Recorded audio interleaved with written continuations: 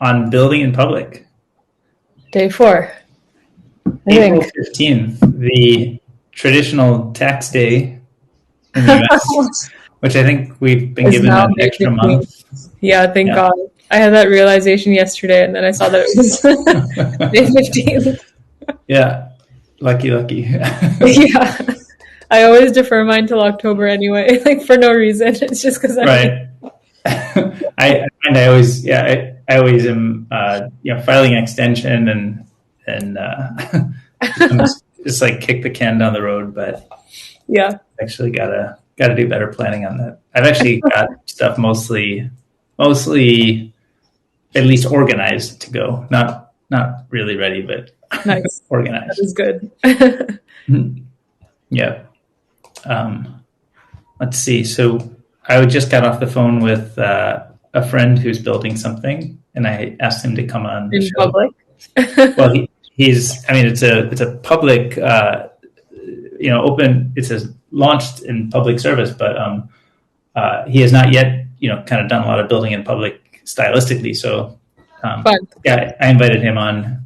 So we'll get him scheduled maybe in the next week or so. Oh, that's awesome. Yeah. And see, we got this. I saw this. Speaking of just building and stuff, have you been tuned into this? I think you're probably kind of aware of this, like Slack, underserving the community use case for what it is.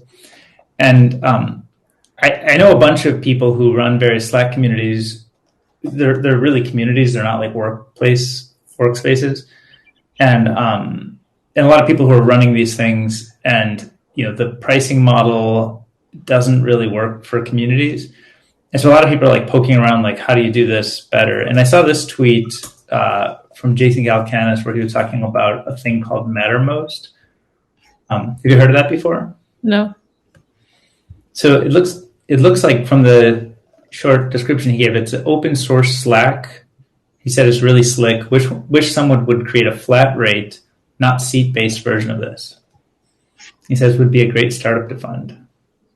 Which actually sounds like a pretty interesting. I mean, I've been sort of wondering why there's no kind of. I mean, obviously Slack's business makes sense, charging per seat, but there's a lot of need for something that just like scales from a hub of like kind of more like a SaaS from a hub or community perspective. So this seems promising. I guess I'd heard the name before, but I've never used it. Yeah. But then when I looked on the pricing, it looks like it's per seat still, but Austin Allred chimed in and said Mattermost does flat rates. He believes anyway. Austin's tweet on the thing. Do you know what people's hesitation is when they're organizing communities and they do it? Like, why not Discord? Why is Discord not the right choice for some communities? Is it mostly the threading? Like lack of threading? Yeah, it seems like that's one of the main concerns. Yeah. Anything else come to mind that? That's really all I've heard. I'm trying to look up the tweet where like Every announced that they switched to Discord, and I think there might have been some discussion around this.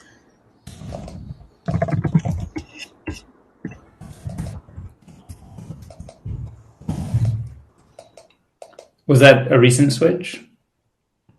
It was a couple months ago, I feel like. So I don't know if it'll be easy to find.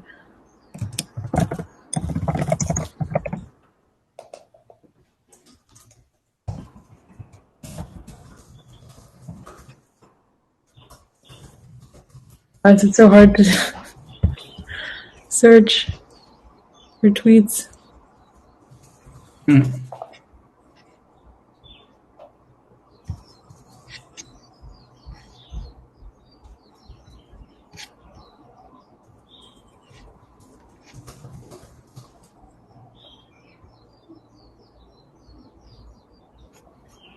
Okay, oh, I found it actually. Here it is. So, someone said why, and then he said better community management, audio rooms cheaper, more hip. We Mm-hmm. want to eventually add readers, and Slack is bad for that. We want to eventually add readers. To their Discord. So, Just need threads.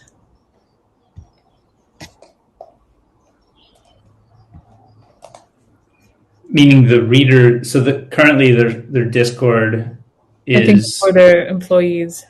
so it's people who are on the writing team or the kind of extended team at Every.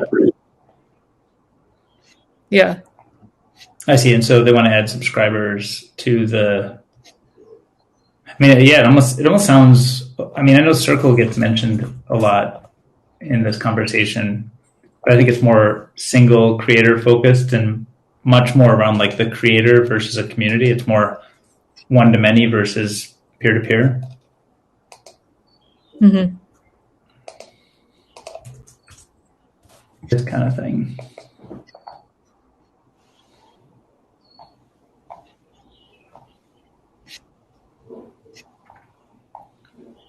And I think it's a lot more post oriented, which slows it down and doesn't feel as, like light and chat like. Yeah.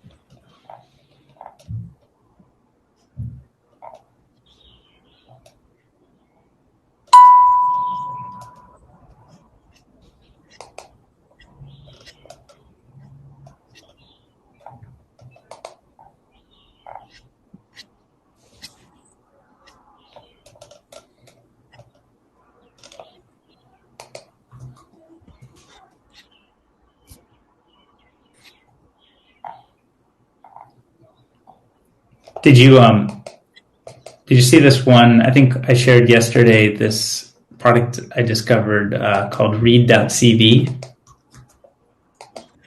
Yeah, so I looked at it briefly. So is it basically just like stripped down CV hub for people, or is there anything? Well, I think there's something more going on here, but it's certainly, I'm not an expert at this. Let me pull up. Can you see the screenshot now? Or screen share? Yeah, I can. Cool. So this is the read.cv, and Andy is the creator of read.cv. And so this is like his profile, in a sense, on read.cv. And a profile in this, I mean, it feels like this touches on some of these link in bio themes that we talk about, right? Because it's kind of like it's about.me or, kind of a link in bio service, like a link tree, but it's very kind of self-expression oriented. Actually, I think I'm showing a part I shouldn't be showing. Okay. Sorry. This is the actual entry point to Andy's Yeah, thing. yeah. I was DMing with him and he shared a different part that I don't want to pre-announce. But let's see. So Andy kind of, a little bio on him, a link to his thing, and then the about bio. The stuff that's cool is it kind of has these side projects, and then it has like, I guess, the main projects, which are maybe more like kind of I think projects is what you might find on like a traditional LinkedIn, but side projects kind of don't have a place in LinkedIn. And then, so these feel like these are more like, employment, LinkedIn scale things. And then with them, you see these little names. and people. Oh, that's cool. Right. And this, I mean, it seems maybe subtle, but I think this is actually like kind of a really big deal. Because now I can go to Drew and learn all about Drew. Yeah. And I'm not sure how these links get created. Like, are these things that, and then they have this kind of like link in bio. So here's my Facebook, Instagram, LinkedIn, Twitter. So it has that kind of like about me hub feel to it. And then if you click on one of the titles, what happens? Like slides at Quip, are those different links to different websites? Oh yeah, okay. Yeah, so that links out to Quip. Reactions at Facebook. Is that, I don't know if that links out to, okay, that links out to a YouTube video where he presumably demos what that.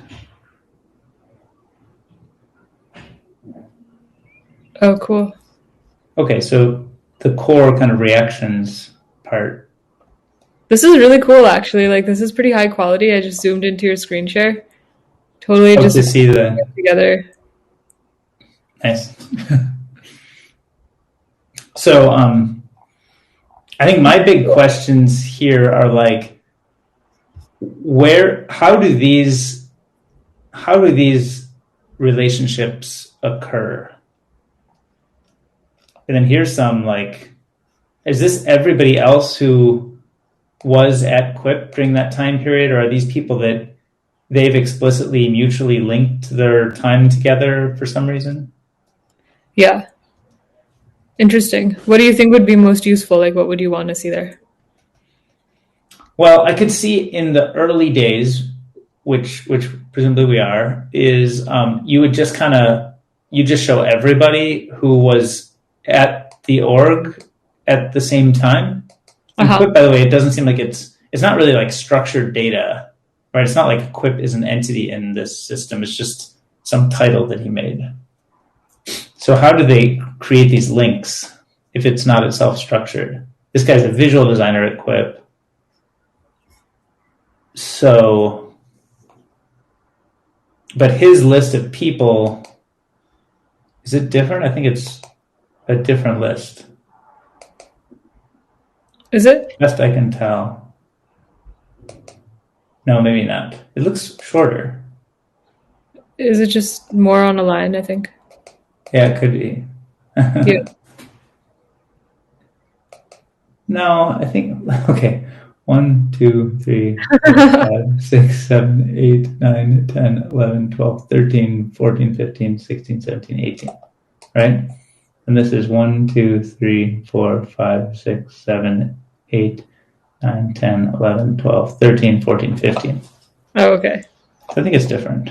I guess we could have looked maybe at a simpler one, maybe.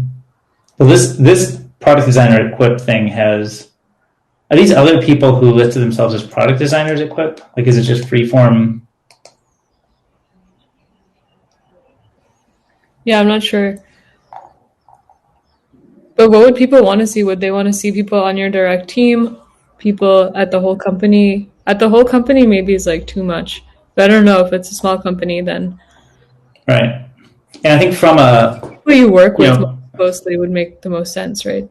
Right. Some people where you've sort of like opted into showing each other on your profile because you had some relevance to each other during that time. Yeah. That seems like kind of, let's call that like the long-term thing you'd want. Here, and actually I will share the link. I think the long-term thing you'd want is that, but in the short term, I think you can just list everybody because presumably the only people using this are people who have some, overlap and relevance with each other. Yeah. I'm going to pull up a few more read.cvs of people, and he's a designer at Facebook and has some limited set. Brandon is a designer at Facebook and has nobody. So here's a couple kind of examples of these lists being pretty different. Right. So yeah, and then I haven't really done this yet. Did you set up an account yet? No, I haven't. So this is mine so far. And so... Oh, so what happens if you had a job you've had? So then does it prompt you to tag so workers? So these you are more like explicit. I got the sense that, because in these ones they were calling them projects, right?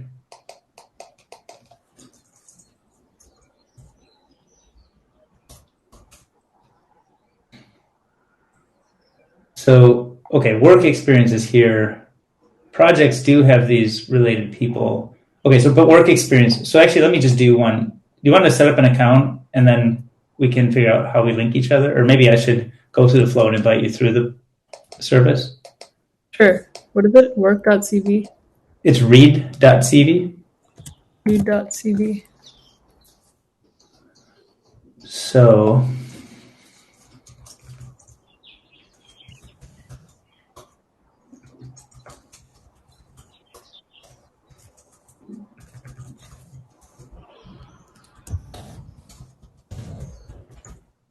when I try to tag you, So I just made one. I try to tag you. Okay, now you show up. Wow, so they actually real-time update the index. And then can't find someone, send an invite. So I could have sent you an invite here.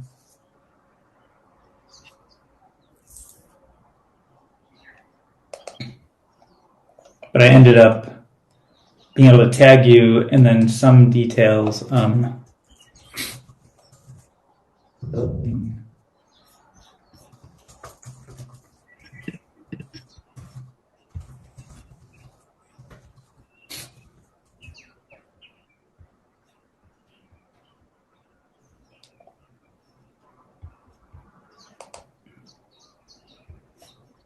And so my profile shows up with you tagged.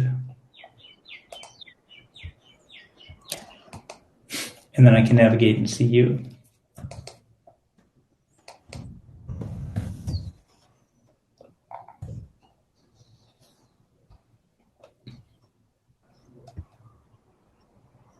And then I tagged you. You tagged me. So if I navigate to yours, I now see me.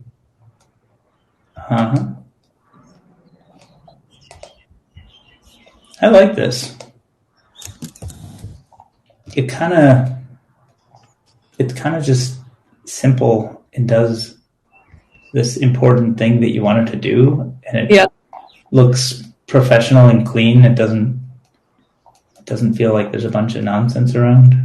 I also like how you can link out to your other stuff, and that's like a natural part of how you would use that. Yeah, it reminds me of the RSS thing that Gabby showed us also. It definitely, like, something is going to become mainstream out of all of these, like, link in bio, RSS feed for people, this thing. I'm just not sure what it'll look like, or like what will be the pivotal points that make one more widely adopted than the other. Right. All have slightly different flavors. I don't know. How would you advise someone who is building in this space? Well, I think one of the things that is challenging in the kind of traditional link in bio space, let's say, which I wouldn't say this really is that a lot of them are like kind of transactional optimization things. So they're trying to like help creators sell more, like help people with audience, sell more of whatever they are selling, and sort of like almost like an ad optimization exercise. Whereas this is the first one that feels like a really open-ended writing creative tool for self-expression and for sort of like identifying yourself. So I think that's like, the kind of investment of time and care that somebody might put into this kind of thing is pretty different than you might get in like a, link in bio type thing. Yeah. So I think the fact that the creative unit is pretty I mean, there's actually just like really good tools to express the way you want here, and you end up with a thing that looks like clean and simple the way you'd want it to look. So I think that's almost like, I mean, in a sense, that's almost like enough. I'm not sure. I don't think you want to lean hard into the link in bio stuff. Like I think that kind of stuff probably should happen naturally, but it does seem like it would happen if you get the core of this working well enough. Mm-hmm. Now, I think the challenge that a lot of people find with these kinds of things are if you're a profile but not a communication network, then how do people remember to go back and update it, and when do they go back and when do they update it, and how do you sort of, you know, how do you keep it top of mind as a thing to do and a place to go to do this? Yeah. I'm curious to ask him about how, like, is this meant to always be hosted at read.cv/dksf, or could I host it at like my own custom domain? Because I think that's like a very empowering thing, and it might use these little, like this network of like Mishti could host it on read.cv, or maybe she wants to take hers and host it at, you know, mishti.com or something. Yeah. And once you have created it on read.cv, it seems nice if you can host it other places and maybe even do different types of customization over time. Could So that you're be really about like, what's on that? your site? Like On your someone which? could and put it as their about page on their website, or have it, you mean just like a custom domain, but it's this in essence?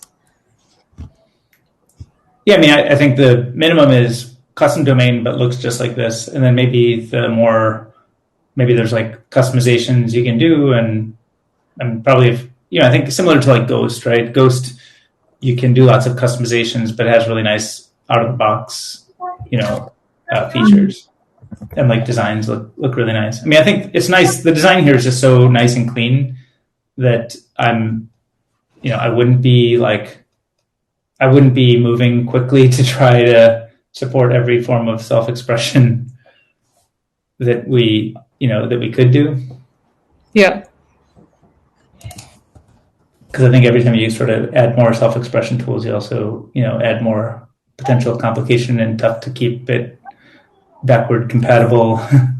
There's like lots of complexity there. Yeah.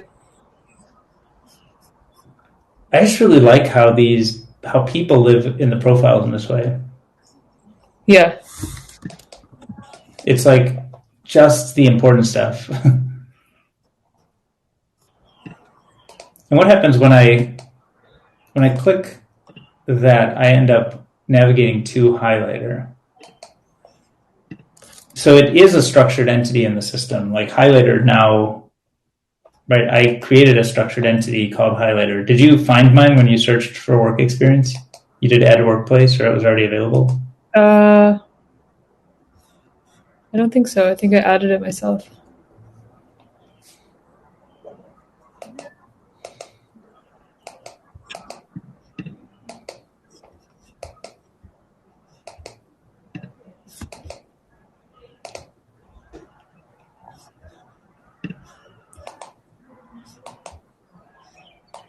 Oh, and then I got an email from CV. David King tagged you in their profile. We're writing to let you know that David King tagged you in their work experience creator at Highlighter. Right. And I guess that's because you already had an account, right? Yeah.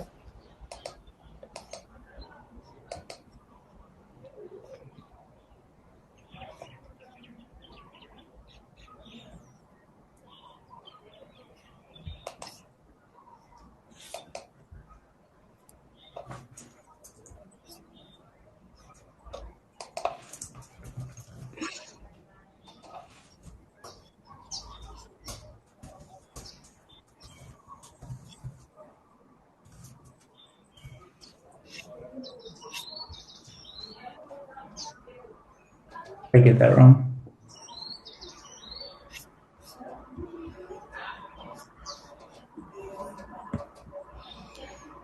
How do Clubhouse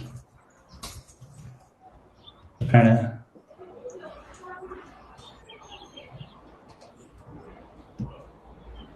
How do you do...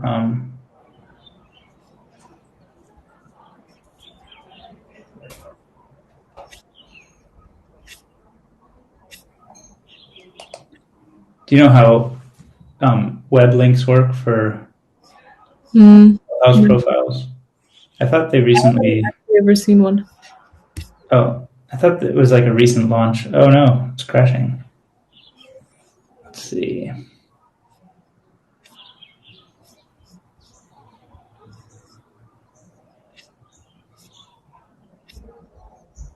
I think I just don't have the right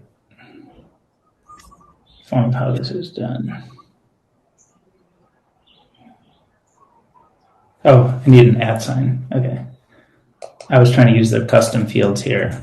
I need an @ sign.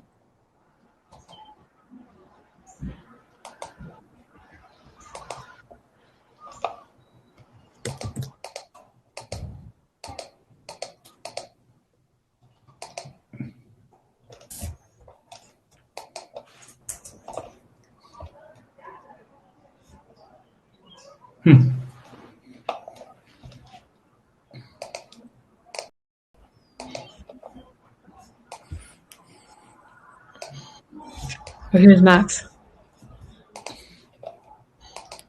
Didn't see him before. Should we invite Max out? Yeah. What was Path? Someone tweeted, Path. My favorite tech products that no longer exist. Path, where socialist is one of them. Path was this thing Dave Morin had worked on, and they were trying to do like a social network of your kind of closest 150 friends. So it was a little bit of a reaction to the kind of like Facebook is everything. So it was after Facebook? It was, yeah. So he worked at Facebook for many years, and then he left Facebook and started Path with the attempt of kind of making the space and sharing feel smaller again. So it was, you could have 150 friends, I think was the limit. But it was still kind of a feed-oriented system, so it wasn't like a group of 150 people. Where I think actually the idea of a group is everybody kind of knows everybody. And the idea... Excuse me. Uh-oh. The idea of a feed system is everybody rolls their own experience based on where they want to opt their attention. And Path was more like a feed system, but it had a limitation that you would only be able to add 150 people, so that you're presumably like more judicious about who you're adding, and you're sort of more careful. Yeah. Kind of, so you kind of get to do a refresh or a cleanse. Was that? Kind of like the Friends concept. Yeah. I wonder if he has limits, but like the philosophy is similar. He is, yes. It's 25. Actually, it's a very interesting. I was saying this the other day. I forget did we talk about? No, I was talking with Lexi about this. Actually, let me pull up. Let me see if he ended up responding. So I was talking to Lexi about this, and I said, seems like the core idea. This is about the Friends app. Seems like the core idea is every publisher can weave their own small network without creating groups, forcing the other people into the same selection. So it's somewhere between pure messaging and pure publishing. Mm-hmm.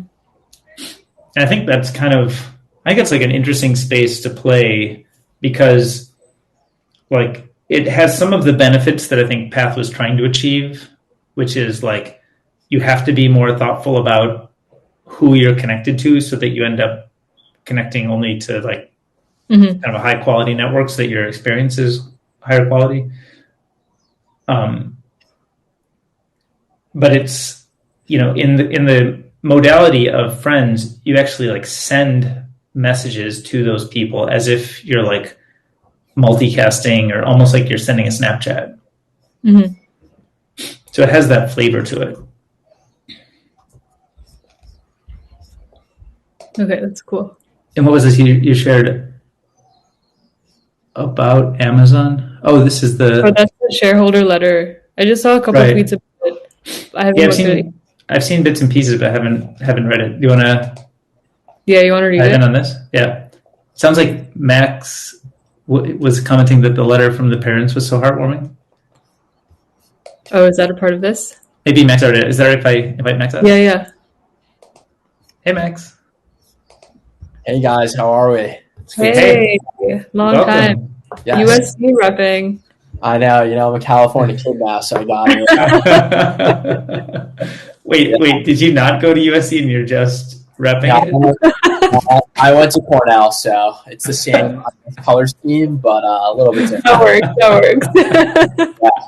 No, I read part of that shareholder letter, and I love this when you have, an enduring business like Amazon, and they still get super in the weeds about, customer relationships and things like that. And they were talking, this one family owned a bunch of shares and they gifted it to their son. And as the son, grew up, the shares just appreciated so much, and they wrote to Bezos, and I thought it was really nice that they included it. So definitely take a look at that.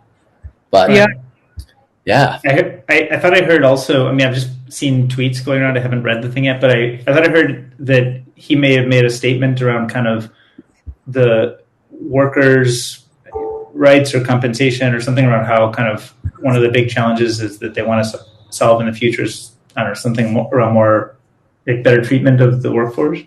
Yeah, so there was this huge, I'm sure you're aware, there was a union drive right in Alabama for Amazon. And I think as Jeff Bezos is departing and passing over the reins to Jassy, it's wow, maybe we should, think a little bit more about workers. But yeah, the union failed. I think it was 2-1 or some pretty high margin for Amazon, but definitely noteworthy in this letter. Mm-hmm. I think I heard did you listen to, I think it was a Planet Money recently about kind of Amazon workers and the union? What did it say? What did it talk about? So here, I'm going to pull up a link. I think this is the one. I just did a quick search, but I think this is the one. So it's, April 12th. This was even more recent than I thought. No, the one I was thinking was a week ago. This is titled "How Amazon Defeated the Union," but it is talking about this Bessemer, Alabama, which was the topic of the one that I heard. I think the one I heard was a Planet Money one, and this may be, the Indicator's kind of a subset of Planet Money, kind of a more focused version. But it's in a sense they were. This says the vote was mail in. In the end, the pro-union camp was outvoted by a pretty wide margin. I think that the idea is that they look at Amazon's playbook for fighting back a union organizing drive, including the controversy of the mailbox. That's kind of at least the text around the show.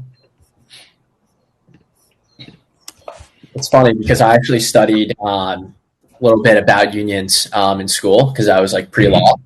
And I did a final paper on Uber and the way that, they have just expertly, hired independent contractors instead of, employees to kind of get around this unionization, tactic that a lot of, tech companies who are super people intensive have to deal with.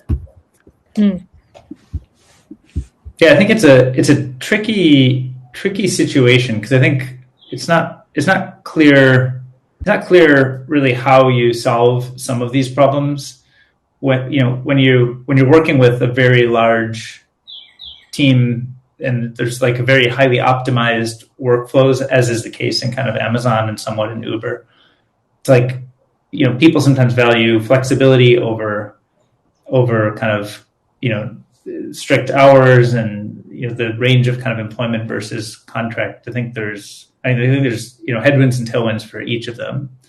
So I think it's a tricky area. But I'm curious how Amazon have they taken a shift in how they're thinking about it with this letter? Or just recognizing that it's going to be more of an issue in the future that they want to handle, but without committing to action?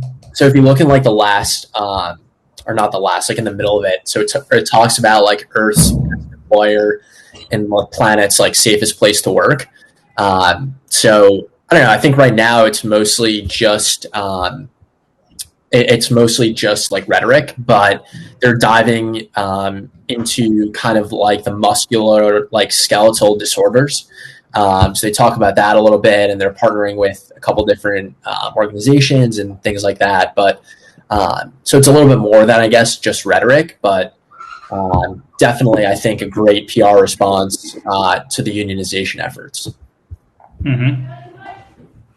And they talk about the climate pledge as well. How does their climate pledge stack up?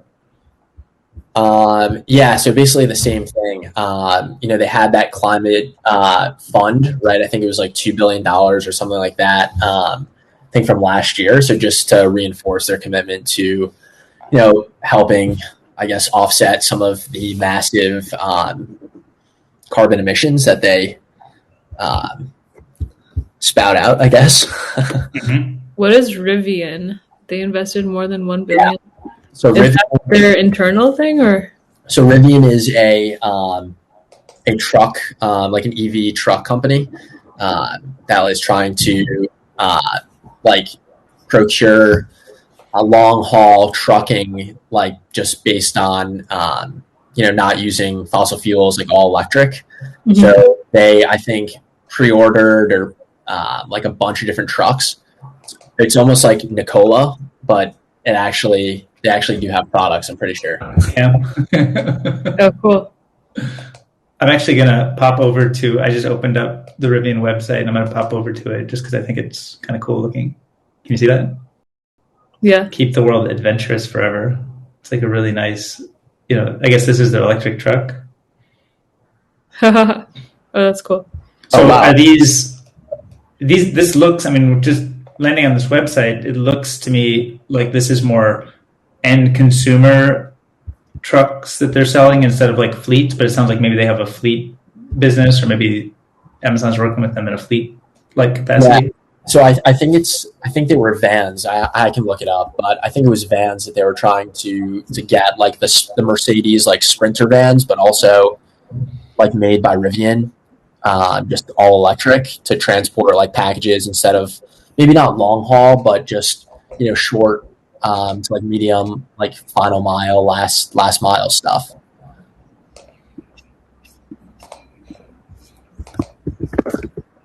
Wow, and he attaches the 1997 shareholder letter. As always. Does he always do that? That's kind of cool.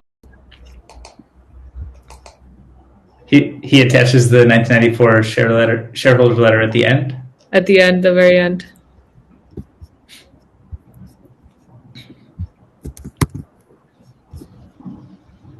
Oh, wow. By the way, not to shift gears here a little bit, but something that's I've been thinking about a lot recently is there's been a lot of pushback to cryptocurrencies in terms of like the environmental impact. Mm-hmm. And I've been doing a little bit of research on that to see like what people are doing to kind of offset that. And what I've seen a lot is people are using carbon credits to kind of offset some of the mining energy, right? And a lot of the mining is done in places that don't necessarily use the cleanest of energy, in China and places like that. And there was this fund that I stumbled upon a couple of days ago that actually created this index where for basically like every 0.1 a Bitcoin that is mined, they can equate that to a percentage of a carbon offset credit. And that's what they're doing to kind of incentivize people who might have like an ESG focus to actually get into cryptocurrency as an asset class, which I thought was super cool. Yeah.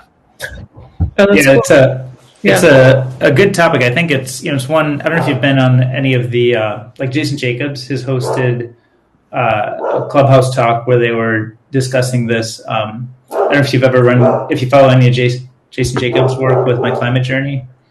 Yeah.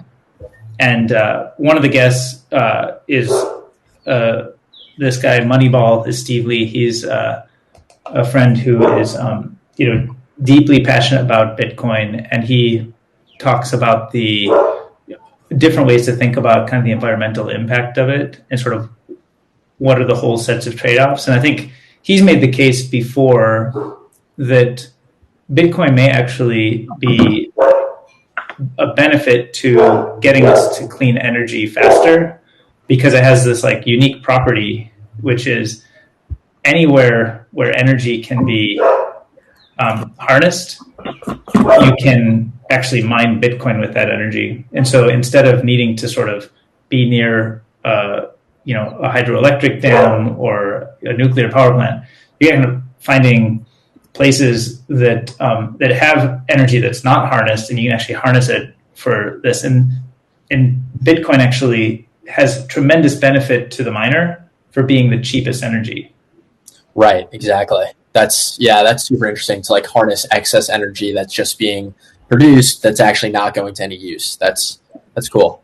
But then it also pushes people to get to like more renewable, cheaper energy sources faster. Right, because economically it makes more sense to do that. It's just like pure dollars and cents. It's productive to have cheaper, more renewable energy is better than any of the alternatives. And if you can get there faster, you make more money. Right. That's why you have like in Iceland and like in Norway, all these. Yeah. That's fascinating. I'll have to take a look. Yeah. So he's done a lot of, I just shared his Twitter, but he's done a lot of thinking and writing on that. And he's, like I mentioned, he did that Clubhouse with Jason Jacobs a little bit ago. But I think it's an important question to be asking, but from the time that I've spent with him, I'm more convinced that this is probably a net good, but he's probably going to be able to articulate the thinking around it better. I'm kind of representing his thinking, but I'm sure he would have more to say about that. Yeah, I'll have to take a look. That's super cool. Yeah, that's interesting. I never knew that this article is saying that green energy creation leads to oversupply in many areas that's difficult to manage and costly for renewables firms. That's something I never really thought about. I think there's also an interesting thing that is probably not sort of, it's not something I think about all the time. I always think about the kind of returns to scale in the mining ecosystem. And so it's very common that there's a lot of miners in China because they can acquire the capex on the machines, the ASICs and the miners, and then they can put them near like a really cheap energy source like hydroelectric.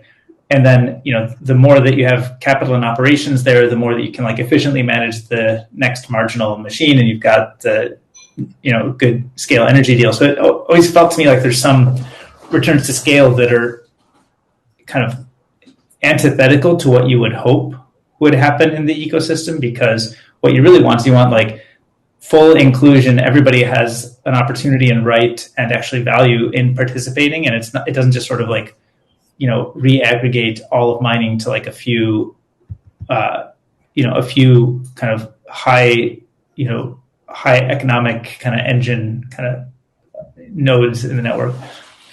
But I think like one of the things I thought was pretty fascinating is he was sharing with me a picture that went around, and I don't know if I'll be able to find it quickly, but there's some random waterfall like in the jungle in Africa, and they actually put a miner to capture hydroelectric and mine directly in the place. And it's not a stunt. It actually is profitable to mine in that way, and so they do it.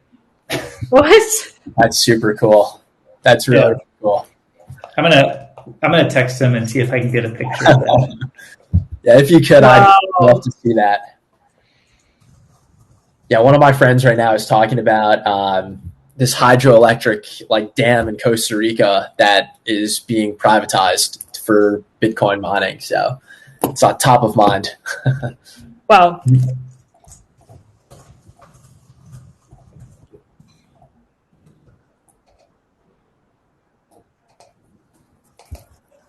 Yeah, I'll read more about this. And by the way, while I have you guys, I was thinking about this the other day. It was one of my crazy thoughts while I was riding my bike. I don't know if you followed, but Patrick O'Shaughnessy, he does like Invest Like the Best and dipping his feet into, I guess, venture as well. Yeah.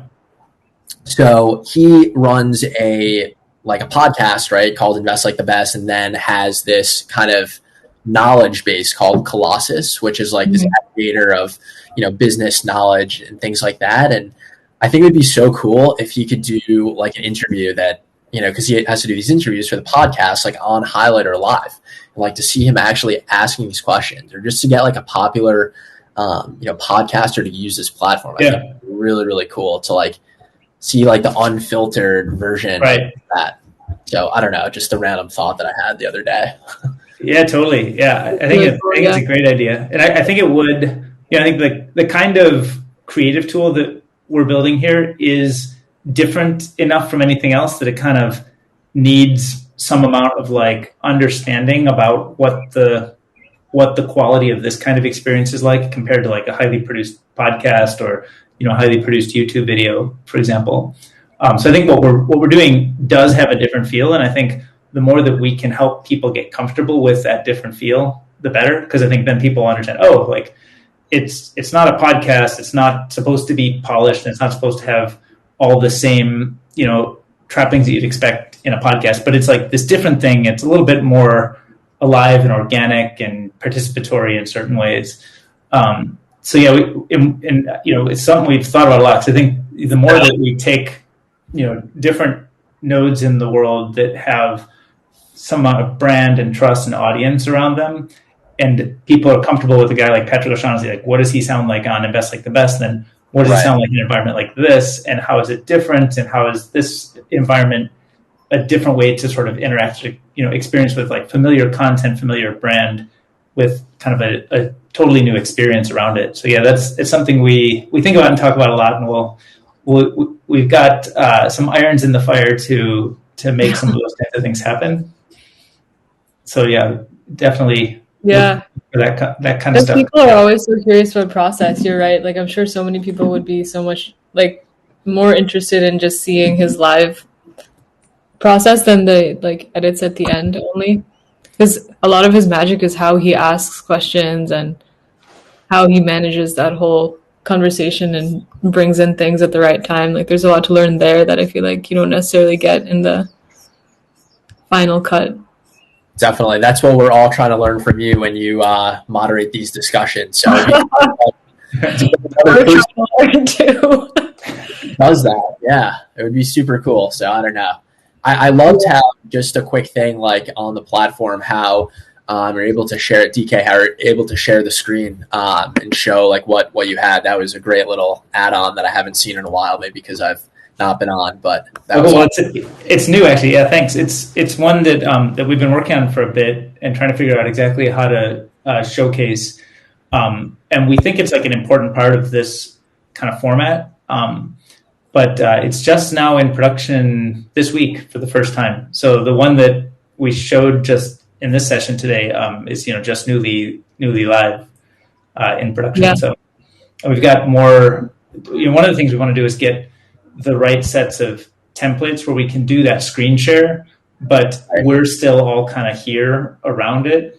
Because I think the most powerful screen share, because we're starting on kind of this video conference style discussion, I think the most powerful screen share is when we don't have to leave and the screen replaces our faces, but we can still be here and visible in the video stream, but we can be collaborating on, a screen share, kind of looking at something together. Because that's always been the problem with like Zoom and Google Docs is like, how do you do that simultaneously? And I don't think nobody's really cracked the code, I think, on that. And right, as distributed workforces get more and more popular, like that's going to be a tool I think that's really needed, unless there is that I'm not familiar with. Do you know of any? Well, yeah, there's certainly like tooling that has grown up around this kind of thing. So a lot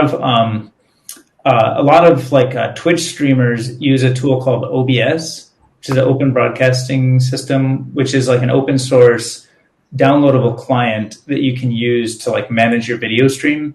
And within tools like that, or actually Zoom itself, you can use Zoom and you can screen share from Zoom and you can record from Zoom. You don't necessarily get to control the video publishing style that much. Like you don't really control the stream and what's being shown. It's kind of, haphazard in a sense. Right. I've used that before. It's just not like, I don't know, that you can't really see like what someone is like actually doing. It's kind of grainy. I don't know. So yeah. But those are things that we, it's not like it could never have been done before, but it's just that it's not that easy. So a lot of people who might otherwise use it, like you probably never, I don't know if you've heard of OBS, you know about it, but most people have never heard of it. It's kind of a pro type feature and tool. Like, if you're a Twitch streamer, you know what it is, but most people don't. But what we want to do is make all of this tooling that kind of exists for the pros super easy. It's a URL on the web. You show up, and then all of these tools and these cool things you can do with it. It's just all here for you. You don't have to like install stuff or configure software. Definitely. Yeah. What are your like craziest things you think would be cool with screen share, Max? Well, I think, I don't know. I feel like there's so many, right? Like there's Google Docs would definitely be a huge one. It's just like if I were talking to you right now and, maybe where the comment section was that there's a Google Doc like running, that could be really awesome. I mean, I think back, so my father's an engineer, like a civil engineer, and he always complains about Zoom and how he like needs to see a whiteboard, right? When he's like doing his like Zooms. Mm-hmm.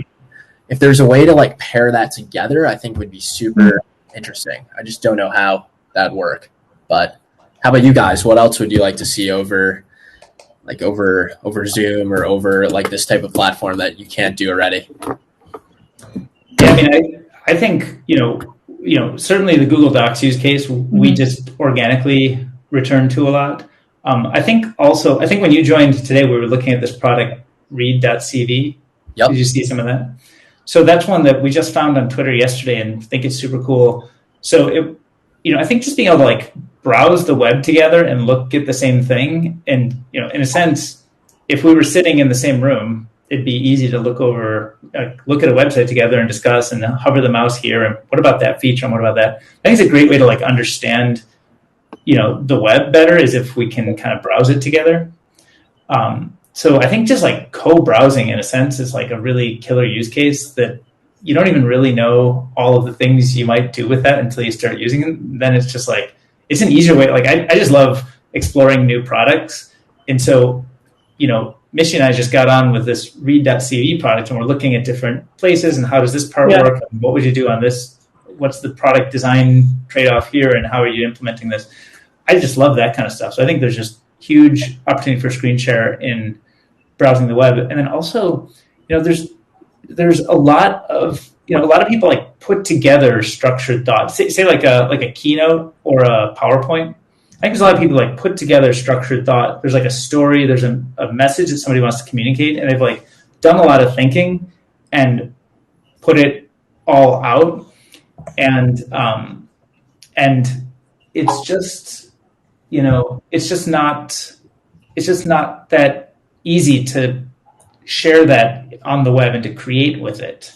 Like you can post it somewhere, but it's hard to like discuss it and have kind of a residual piece of media that lives as a representation of that discussion and what you guys did together. Yeah, that is fascinating because I'm thinking back to what I do now. It's like I have a call every 2 weeks with 2 or 3 people, and like I bring just a makeshift PowerPoint to the discussion, right? It's like, here's what I want to talk about like this week with you guys. And it's like I have that PowerPoint in my files, but I don't have any like good way to show it online or, to post it or kind of like that. So I don't know if you're trying to get at that, but I don't know. I definitely see a use case in that area. Yeah. Yeah, the like co-browsing the web together is interesting because I was also reading this article about this guy who's been like streaming himself continuously for I don't know how many days. But and there are all these articles about like people streaming themselves sleeping and like streaming yourself doing everything, but I don't know how many people stream themselves like just going on the internet. Like instead of seeing them, like I would rather see what they're doing. Like I would watch a random hour in the morning of like Patrick O'Shaughnessy to see just like what does he is he on Twitter every like 2 minutes checking his notifications, or like I don't know, does he have a very like an hour of New York Times, and then I feel like you can learn a lot from that sort of even ambient streaming that we haven't really seen yet. Yeah, I think Mishti, I think you and I actually spoke about that once. Is like, there's one person that I'd love to know like how they would research like this. Oh yeah. Like the head of investment research at ARK Invest, and like how they. So I've gotten to know Brett a couple times, and it's just so interesting to hear how he bounces from subject to subject, and to be able to know like how he digests information would be so cool, I think, and to go through that process. So totally. Yeah. Yeah, like what if you could just have like an expert learner? Like I could say, I'm really good at researching, give me any topic. And someone's like, whales in the 16th century. And then you just watch my stream, like how do I become an expert on that in the next half an hour? I think that'd be pretty cool. Right. That's awesome. I would love to. I bet there are people who are like expert kind of, I think they would have like research styles that would inform our own research. Like I actually have a friend who, I think sort of from the evolution of how web search works, I think I used to be anchored much more on like wanting to issue a few terms into a query versus do things like just ask questions or like, and then I noticed his style was very much more like asking questions instead of just like two search terms. He's just like, ask the question. Yeah. And it kind of informed and shaped the way I do research now, even just with like, Google, a core search engine, you'd expect that you can go under the sun. And just seeing how people, or I don't know if you use like the site colon feature much, but I use that a lot. Mm-hmm. I started using that because of you, because of your Twitter hack that you shared with us. So like if you want to, do you know how this works, by the way? I think so, but if you want to explain it, I'm sure you can. Yeah. So here, actually, I'll do, I was gonna say, let me do. I learned so much from you guys always. It's great. We learned so much from you. I'm gonna screen share. I'm like, gosh, I'm still getting used to screen sharing, and I'm like, I don't want to share my email tab accidentally. If somebody wrote something private, I don't know. By the way, didn't the daily like Twitch, or that's what Justin TV was, right? Like that's what he started doing at first, streaming his life. Oh yeah, Justin TV. Like just always fascinating to people when someone does that. Yeah.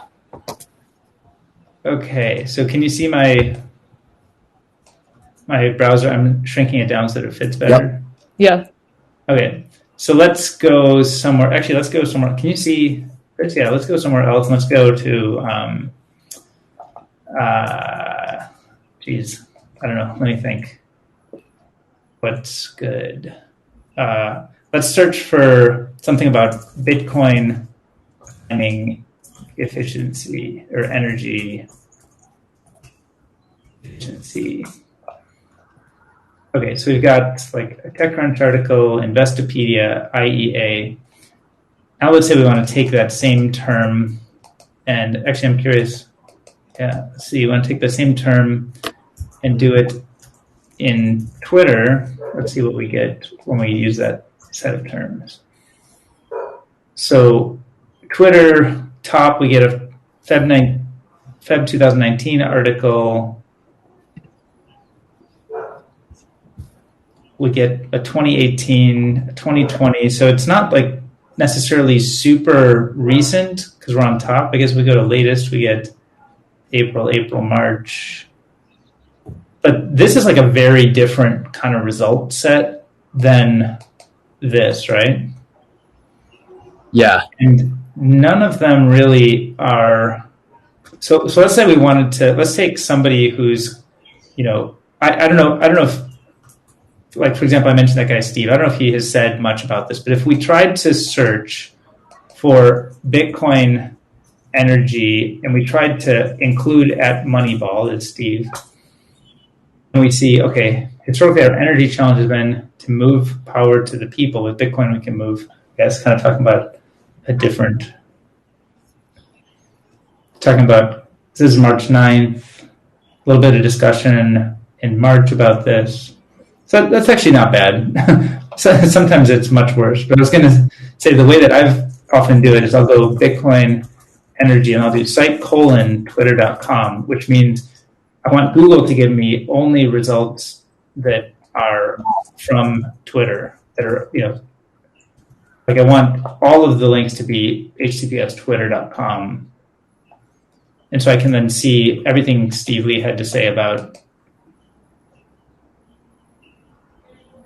Bitcoin and energy. Common misunderstanding. Let's see. Google realized this. Natural. That's super cool. I thought you were talking about the semicolon, like on Google search, but that's awesome. I didn't know that. What was the semicolon?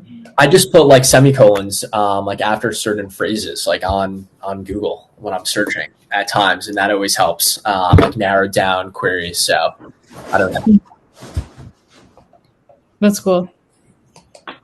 So does semicolon mean you want to make things more connected or less connected, or? Yeah, just more connected, I think. I don't know if it actually works, but I've been doing it for a couple years now, and it always turns out great queries. So I don't know. So you would use, can you give me an example just so I make sure I understand? Let's say, so we go back to the Bitcoin mining, right? Bitcoin mining, let's say, and then just semicolon, like Norway. And then it would be like just targeted, I feel like. Oh, I see. So that the phrase Bitcoin mining is done as a phrase, but then Norway is considered like a separate topic that you also want to cross it with. Want to connect together. Yeah. Oh, that's so cool. I didn't know that. That's cool. I didn't know about that. You know about phrase search, right? Where you actually could have Bitcoin mining in quotes. Have not tried that. No. So that might, I don't know if that's the same thing, but if you do Bitcoin mining in quotes and then the space and then the word Norway.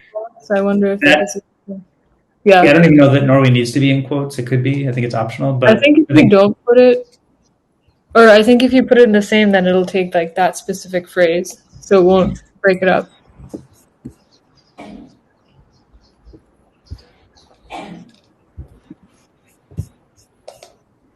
Yeah, but even just like these little search syntax tips, like watching somebody do stuff, like just watching somebody go through a process, you end up discovering, oh, I didn't know you could do that, or what were you doing over there? Can we stop for a second and see what that is?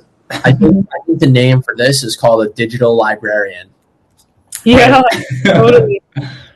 But that's awesome. We should do a new show called like Watch and Learn or something, and just have people like literally watch people learn about topic X. Yeah, the world's greatest researchers. Yeah, exactly. Someone once said like that librarians have the best job because they can just like research anything and just be so intellectually curious. Yeah. I would agree. I guess while I have you guys, I've been thinking about this a lot as well, and I'm super curious if you've stumbled upon anything like this. Has there been an attempt to create a social network that revolves around displaying NFTs and displaying not only NFT that involves art, but also maybe from concerts and special exclusive giveaways, things like that? So I've heard of Showtime. Are you familiar with that? I'm not, no. It's one I would look at. I'm not super deep on the products in the space, but I've seen this one go by probably through some trusted sources from my network. It's called, actually, I guess the bio says the NFT social network. Show off your digital art, discover collectors. We're hiring. And then tryshowtime.com is the website. It looks like it's 18.7 thousand followers, some reasonable social proof. So that looks pretty. Oh, interesting. Yeah, so I think there's a lot of experimentation around this. I'm not sure, in a sense, I would call like this the trophy case of like, where do you show the art off? And the question is like, is the trophy case connected to the networks where you buy it? Or are those like separate things, or do places where you buy as a transactional hub earn the right to also serve as the trophy case? Or like, will there be dozens or hundreds of trophy cases, or like handfuls of one or two? By the way, Mishti, I think you sent the OpenSea one about the restaurant. Is that where you're going to post there? Yeah. Yeah, so I saw that also. Wait, did they take it off? Or maybe I went off the grid. So that was this. Yeah, I've been thinking about that a lot, like restaurant use cases for NFTs, and I sent it while I was still up to one of my friends, and it was a topic of discussion we had a couple of weeks ago. So that was super cool that someone did that. Yeah, it was basically if you buy the NFT, there was this, I think it was in New York or something, maybe a restaurant that had a specific cocktail that you could like get free for your like lifetime with the NFT purchase. So it's like the NFT is literally like tangibly getting you a transaction in the real. It's more like an access pass than the theoretical work of art that you own. Right. Yeah, it's interesting. So like what aspect of it is the ownership of the NFT, like the ownership of the art as a good, whether it's a status sign or a store of value or store of wealth, and then what of it is kind of these utility tools that get kind of this you could do this anywhere. Like you could just sell a ticket on eBay that says free cocktail, like redeem this for a free cocktail whenever you want. Right. But people, I don't know, for some reason they chose to do it.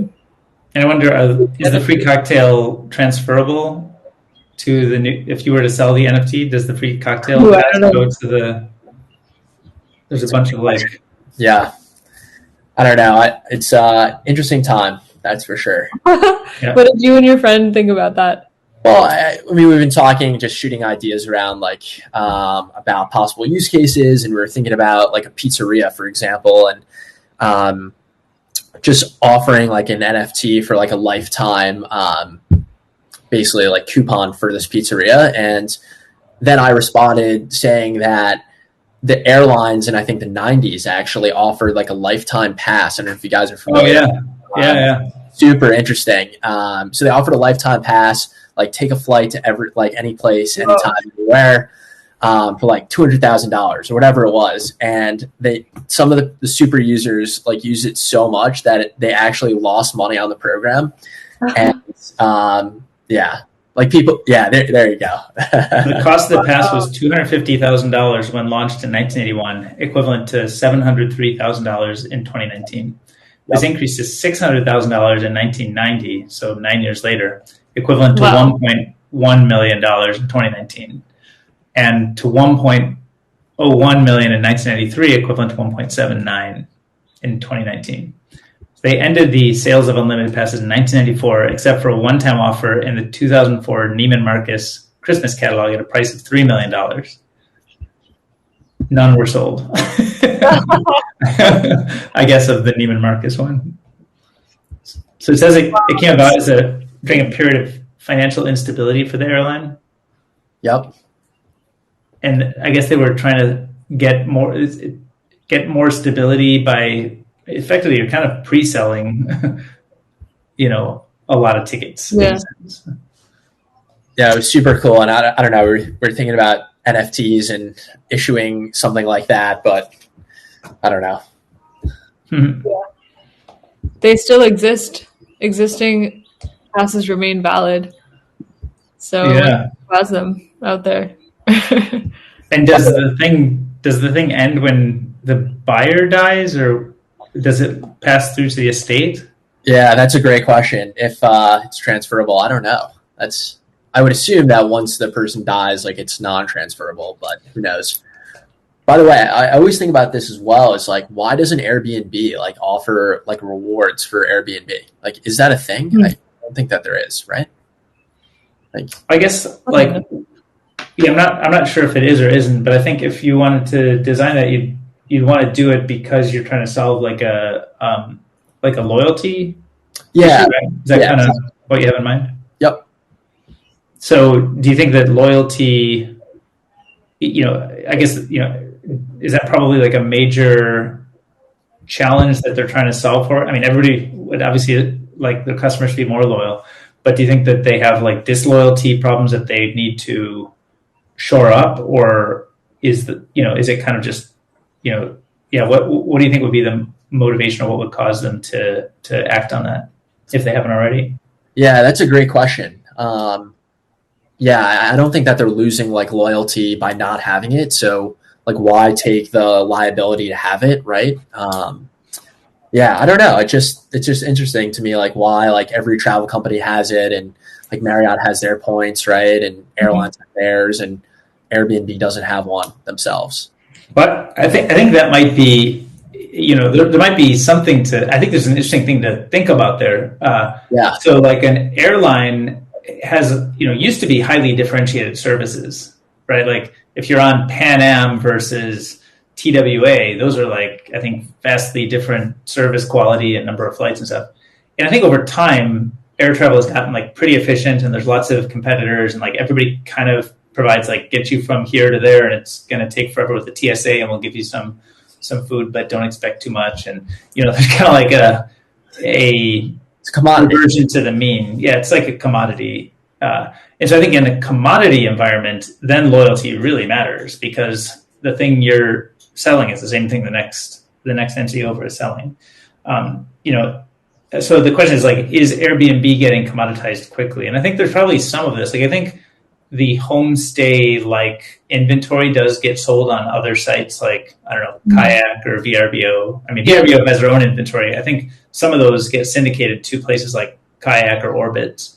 So I think there's some risk of movement towards commoditization of the hosting platform, but I don't know to what extent it's like a major threat to their business, or it's just kind of like ankle biter, side things. I think if it started to look like it was becoming a major threat, then I think racing toward loyalty would be really important.